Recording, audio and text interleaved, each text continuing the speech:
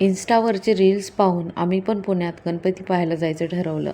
राहायला पुण्यातच असून मुलांमुळे 2 वर्ष झाले आणि अगोदर कोरोनामुळे जायला जमलं नव्हतं.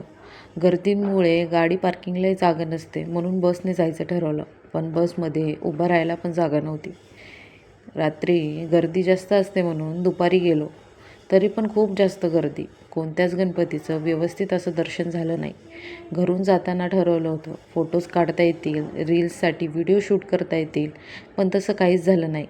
गर्दीतून स्वतःला आणि मुलांना घेऊन चालणंच मुश्किल होतं. 2-2, 3-3 किलोमीटर दर्शनासाठी लाईन्स होत्या.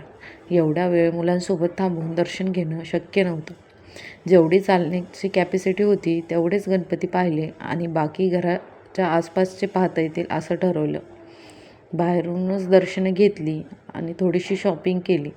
बाहेरच जेवण केलं आणि घरी आलो. पुण्यात गणपती पाहायला जायचा तुमचा अनुभव कसा होता हे नक्की कमेंटमध्ये सांगा. Thanks for watching. Bye. Bappa Morya